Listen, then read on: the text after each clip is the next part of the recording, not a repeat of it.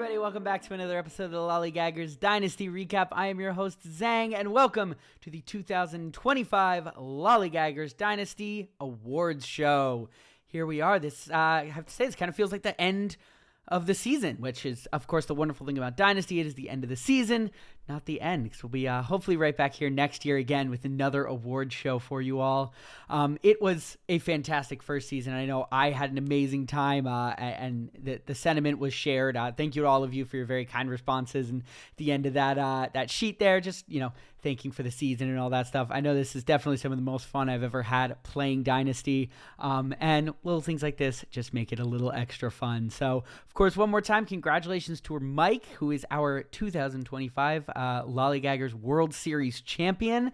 I know he is relishing in that victory a little bit. Love to see the new color on his name in the Discord and all of that, and I'm sure he is itching as much as, if not more than, the rest of us to get back into the next season. What an incredible team he had, and really, I realized that maybe even a little bit more when I kind of went back and really flipped through and looked through all these things and started kind of comparing point totals, and my God, what a team that guy put together. A well-deserved victory, and it should be fun to see next year how he looks to follow it up and potentially go back-to-back in our, the early life of our of our Dynasty League. But here, we are not here to look forward to next year, but rather to reflect on the year past. So you all, of course, know these awards. They were sent out, and you all voted on them.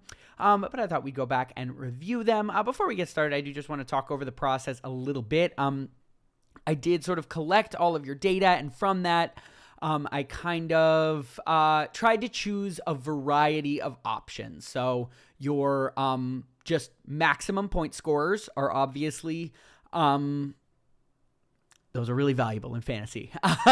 So that was certainly going to be an option in every case.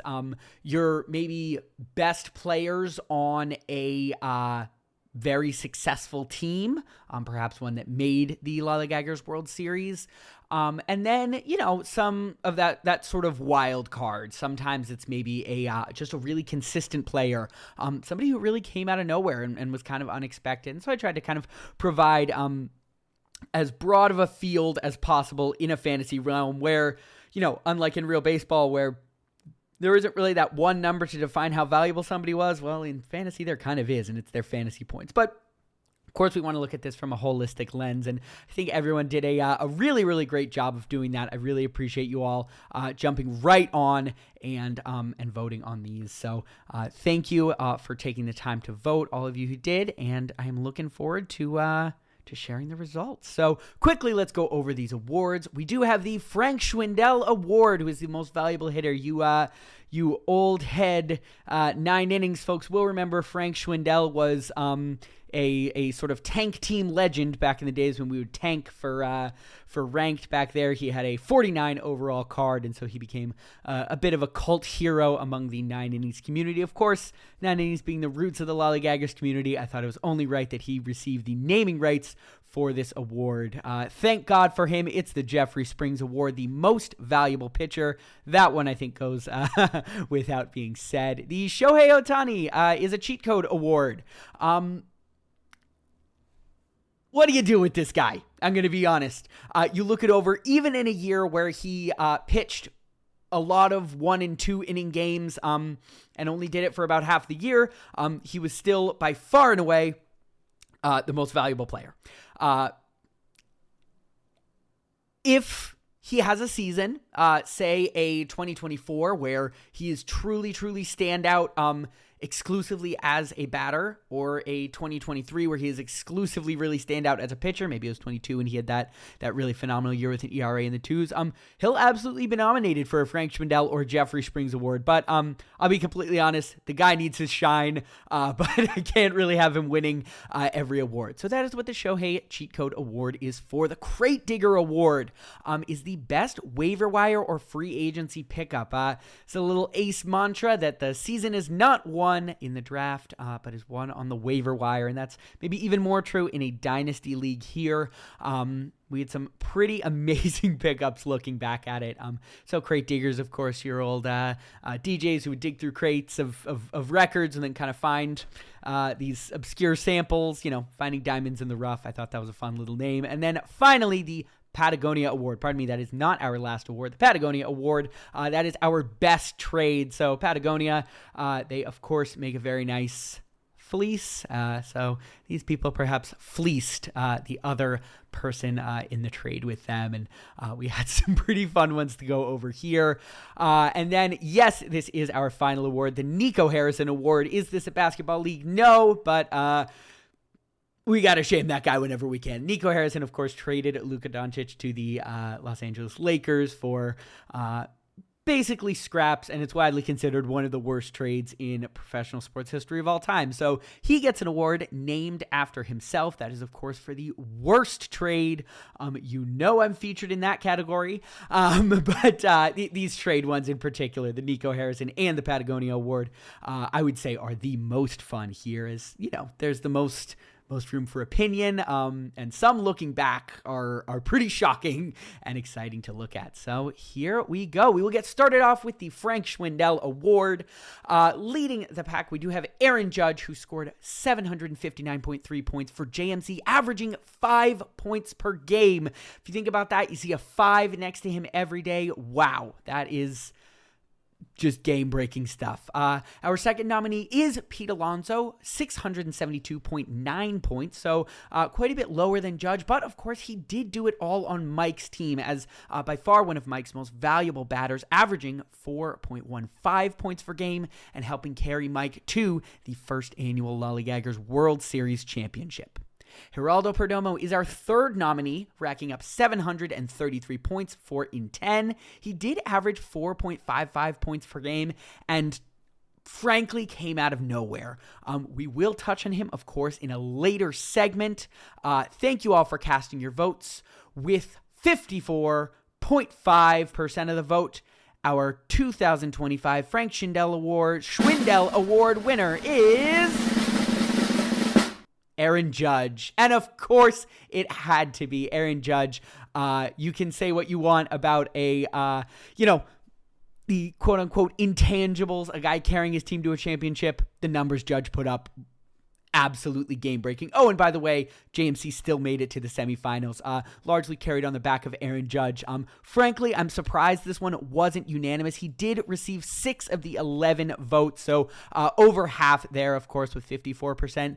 Geraldo Perdomo did come in second place with 4 votes and 1 for Pete Alonso there. Bit of an old-school voting method for the, that person who cast that vote. Of course, Pete did help carry Mike to that World Series championship. So we'll move down now to our Jeffrey Springs Award winner, our most valuable pitcher for the year. If it couldn't go to Jeffrey Springs, well, of course, it'll go to one of these guys. Garrett Crochet is our first nominee, topping the league in pitcher points with 869.9. He did pitch for Zangarang and averaged 27.2 points per start.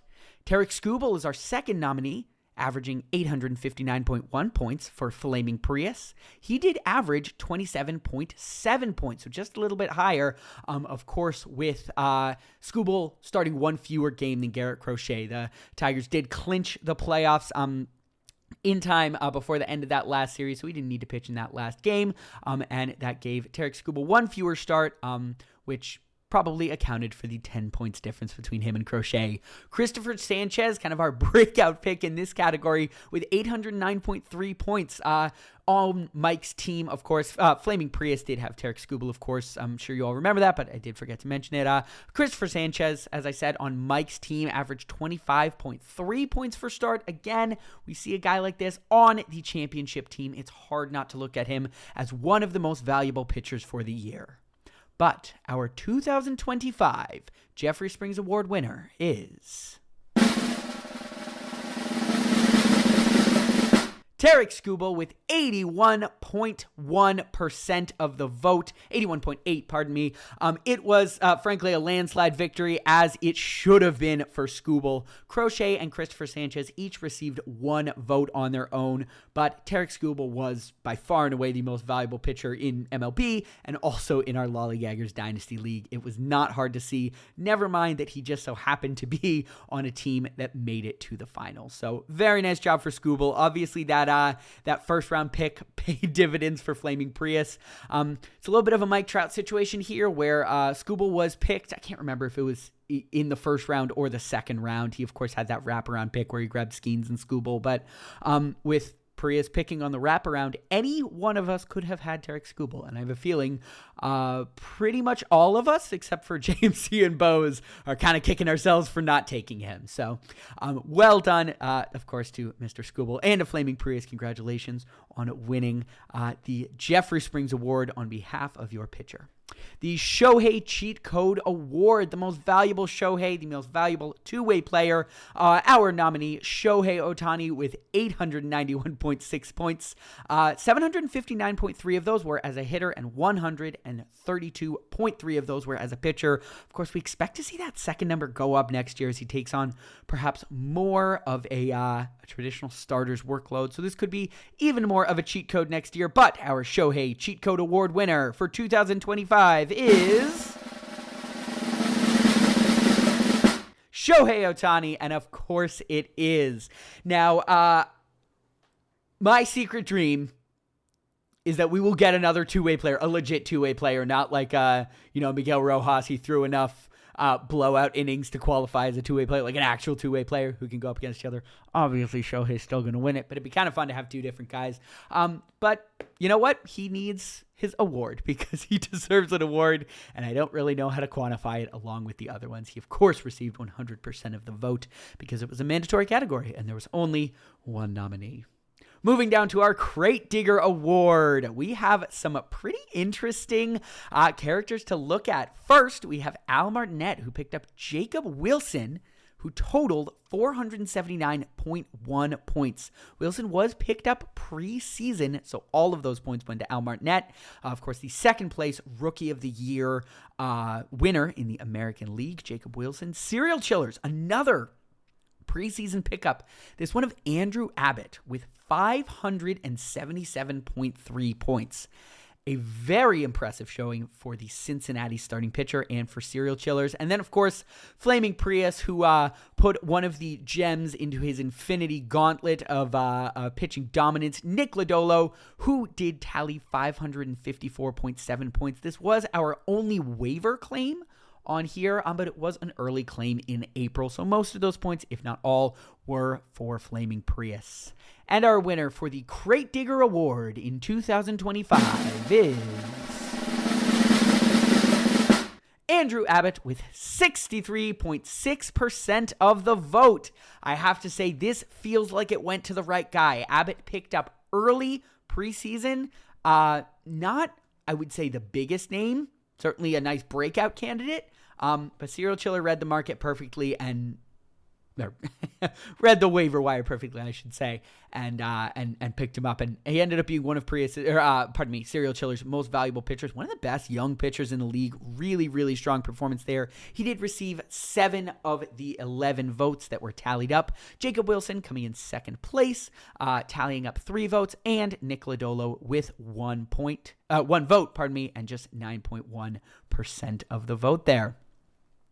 Now we get down to the fun ones. We have the Patagonia Award and the Nico Harrison Award. So obviously we all want to be on the Patagonia Award and we all don't want to be on the Nico Harrison Award. So let's start with the fun stuff. Patagonia Award nominees. For our first one, and of course we are nominating the person who we believe sort of made the better out of this trade. So Al Martinet, who received Nick Kurtz, Noelvi Marte, Nick Kurtz and Noelvi Marte, for Jordan Walker and Tony Gonsolin. This was a early season trade, so Nick Kurtz certainly was not who he became. Of course, the 30-plus home run American League Rookie of the Year winner. But boy, does it look like he made out like a bandit. Kurtz, obviously one of the better young players in the game, certainly better young hitters in baseball following this year, and only having to give up Jordan Walker, who did not have a terribly impressive year, and Tony Gonsolin, who's actually just DFA'd by the Dodgers, getting Noel V. Marte, who actually had a really solid year for the Reds. A massive trade for Al Martinet that will, likely propel him to some success in the future, certainly on the back of Kurtz and potentially with, as well. So Hideki is our next nominee. He received George Springer on June 9th for Jacob Melton. Do you know who Jacob Melton is? Me neither. But he got George Springer, who was one of the biggest bounce backs of the year, putting up a huge year in Toronto and, of course, helping carry them to the World Series there. And just having an all-around phenomenal year for Hideki. Our final award was Ace Garcia, our final nominee, Ace Garcia, who did receive Yoshinobu Yamamoto and Willy Adames, along with a 2026 second-round pick for Mason Miller and James Wood. Now, Yamamoto, I think, obviously put on the sort of maximum display of what he can be in the World Series. And at just, 26 or 25 years old, he is one of the best pitchers, period. Never mind just one of the best young pitchers in the game. Racking up, of course, an impressive shortstop in Willy Adames, bringing him over, and a pick for a relief pitcher and an outfielder, James Wood, obviously a phenomenal hitter, and Mason Miller, one of the best relievers in the game. But overall, boy, it sure does feel like Ace came out on top on that one, knowing how valuable starting pitching, in particular volume starting pitching from a guy like Yamamoto can be. So, without any further ado, our Patagonia Award winner for 2025 with 72.7% of the vote is Al Martinet, as he received Nick Kurtz and Noel V. Marte. It's hard to see it going anywhere else. My goodness. That is one that is, it's going to haunt you. It's going to haunt you. I won't lie. All of these are going to look a bit tough. Springer, maybe less than some of the others as he is a bit older, but boy, giving up Nick Kurtz and really not getting much back when Jordan Walker is the best piece you're getting back, that is a tough break there. So Al Martinet, of course, making way really well, reading the market, reading the tea leaves a bit and seeing how valuable Nick Kurtz could be, and came out with an incredibly valuable piece here. Al Martinet did receive 8 of the 11 votes, with George Springer coming in second place with 2 at 18.2%, and Willy Adames, Yoshinobu Yamamoto going over to Ace, actually receiving just 1 vote here. Our final award for the season is the Nico Harrison Award. There is just about nothing better on Earth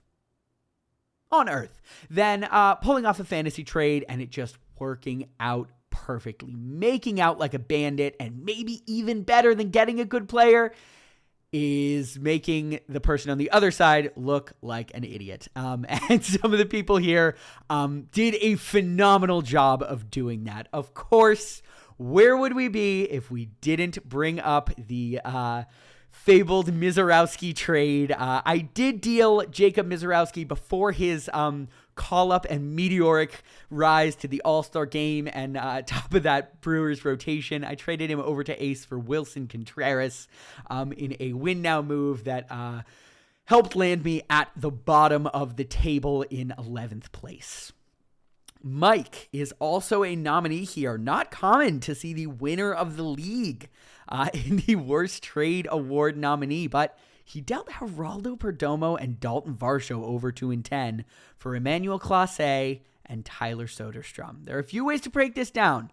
Geraldo Perdomo is an MVP candidate. By our voting, he was the second most valuable hitter in the league. Dalton Varsho had a great year. Good power on just a great Blue Jays team, a solid rotational piece for in 10. Tyler Soderstrom did well, if not spectacular, but where this really starts to hurt is in Emmanuel Clase, who of course was, frankly, the big piece coming back over. We didn't really know what Perdomo was going to become. Varsho had shown this stuff before, but certainly not been on a Blue Jays team this good before. And Mike thought he's trading Hay for one of the best closers in the game. This is a guy who finished top 3 in Cy Young a year ago. This trade could have been sponsored by DraftKings because, of course, Emmanuel Clase, soon after the trade got suspended, and everything that has come out makes it look worse and worse. And it doesn't look like he's ever going to throw a pitch in Major League Baseball again. So I suppose we don't know what Perdomo will be, but at 25, 26, he's just entering that prime of his career. It's certainly not impossible he puts up another year similar to this one. And Mike essentially giving Perdomo and Varsho up for just Tyler Soderstrom, who again was good, but not great. Certainly hurts a lot in retrospect. Finally, Al Martinet is on here. He is the only member to be featured in both the Patagonia Award, the best trade, and the Nico Harrison Award, the worst trade, which I do think is representative of the season. I said he was making trades just to stay in shape a little bit ago, and it felt like he would trade with anybody who would even look at the trade block and consider something with him. So when you make that many trades, obviously there are going to be some great ones, of course, like the Nick Kurtz trade, and some that are not so great, because Al Martinet dealt Vlad Guerrero Jr. over to Flaming Prius for Pete Crow Armstrong. Youch. Obviously, again, maybe this is a little bit of World Series bias, but we saw what Vlad can be, and he had a great second half of the year that helped carry Flaming Prius to that finals. Meanwhile, Pete Crow Armstrong absolutely fell off a cliff. He is young, he is very toolsy, and I certainly don't think he will be that unproductive for the rest of his career, but shortly after the trade, he really dipped in production. Those first half, second half splits are scary business. And to give up a young, frankly, top 10 hitter in the league like Vlad Guerrero Jr., boy, does that hurt. Certainly in retrospect. So that is our final nominee for the Nico Harrison Award. And your 2025 Nico Harrison Award winner for the worst trade with 63.6% of the vote is Mike Copeland, dealing Geraldo Perdomo and Dalton Varsho over 2-10 for Emmanuel Clase and Tyler Soderstrom. Listen, I don't think Mike's too beat up about this. He obviously won our first year, but boy, does that trade hurt. The Clase is just the extra twist of the knife. Frankly, even if he pitched out the year, this one probably would have hurt with how good Perdomo ended up being from the shortstop position. But that Clase, it's just a dagger in the heart. That really makes it a lot worse. And, it's a good reminder that trades can win you the league, and they cannot really matter. Because, of course, Mike won the league. So that trade did receive 7 of the 11 votes, with 2 votes each going to the Mizorowski trade and the Vlad Guerrero trade. So here we are at the end of our season. One more time from me, just an enormous thank you to you all. I always miss baseball season. You all know me. I'm a baseball rat. There's nothing I love more than watching it and just enjoying the season. But I'm finding myself missing it maybe even more than usual, given how much fun we had in this league. I really appreciate just everything you all give, the banter, the investment, like everybody just buying in is so much fun. I was so glad to hear your responses. The lowest I saw was an 8 in overall experience this year. That's really great. Just 1 vote for 8, 1 for 9, and the 9 of you saying this is a 10 out of 10 year. That's so great to hear. And of course, I suppose I didn't receive that 12th vote, but I am assuming we will have everybody returning next year and planning to keep their team. So I'm really looking forward to that. A few things to keep your eye out for in the next week or two. We will be starting to kind of look forward to the 2026 season. I've been putting together another spreadsheet, another sort of voting system on new rules and systems for the upcoming season. It's really important we take this seriously. Just because this is pretty league-altering stuff. I will be putting out a podcast where I kind of go through them, explain the thought process behind them all, and just kind of generally talk it over. I'll, of course, mention this all in the Discord, but I would frankly kind of recommend listening to that podcast and then kind of voting as you listen, just so the stuff is fresh in your mind. We really want to make sure, we're taking care with this stuff and voting in the right way, because obviously, this is stuff that affects the league. But I know that certainly I had a 10 out of 10 experience. That's coming from somebody who finished in 11th place. I had so much fun, and cheers to 2026. You know what that makes you, Larry? Lollygaggers. Lollygaggers.